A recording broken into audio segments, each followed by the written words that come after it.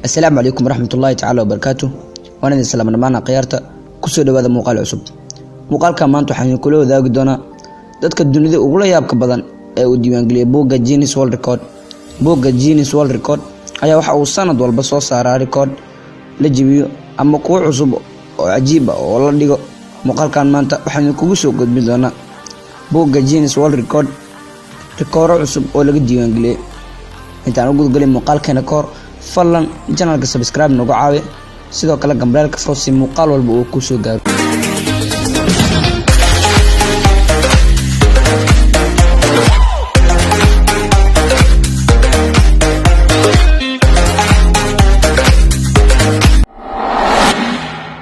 baalash indhaha ee ugu dhaadheer dunida Yoojang si oo ah haweeney u dhalatay dalka Shiinaha ayaa Guinness World Record ku gashay baalash indhaha ee ugu dhaadheer adduunka. baalasheeda indhaha waxay gaarayaan 4.12 cm. waxay jibisay record hore ugu yeelay nin u dhashay wadanka Ukraine oo la yiraahdo Fleur Smagli oo baalashiisa indhaha ay gaarayeen 3 cm.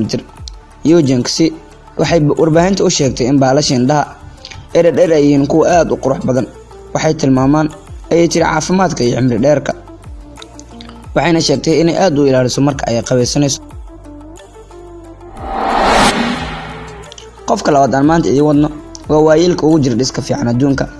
rekoorka labaad ee la yaabka leh waxaa dhigay oday waayil oo la yiraahdo Jim Arrington oo ka soo jeeda Phoenix, gobolka California. waxaa lagu magacaabi karaa waayilka cajiibka ah. waxa uu jiray 85 sano. waxa uu galay Guinness oo loo aqoonsaday inuu yahay laacibka jirdhiska ee ugu da'da weyn adduunka. wali sportskan dhibka badan kama uusan fariisan. waxa uu ka qayb galay 62 tartan oo sports ah. waxa uu ku guuleystay 16 ka mid ah. qofka saddexaad aan maanta idin wadno waa haweeneyda ugu cidiyaha dheer dunida.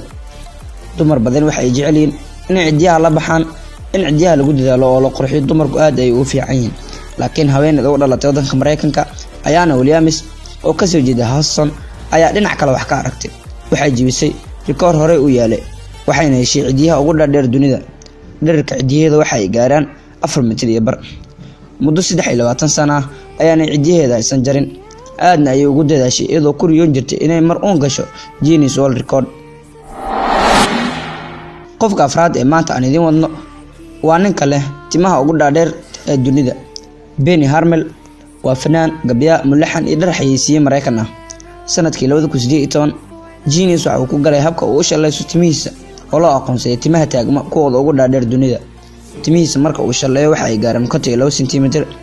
maalin kasta inuu shalayo waxa ay ku qaadataa 2 saacadood oo laga shaqeeyo si ay ku gaaraan dhererka 52 cm oo uu ku galay Boga Guinness World Record. muuqaalkani maanta intaas ay inoogu egahay. fadlan haddii aad channelka ku cusub tahay subscribe sar sidoo kale gambalka furo si muuqaal walba oo aan soo dhigno uu ku soo gaaro. ha ka hilmaamin inaad muuqaalka like saarto sidoo kale qaybta faalooyinka kaga soo dhiibi wixii aragtidaada oo ku saabsan muuqaalkan. insha Allah waxaan noo balanaa muuqaalka xiga idinkoo caafimaad qaba iyo muuqaal aad u xiiso badan.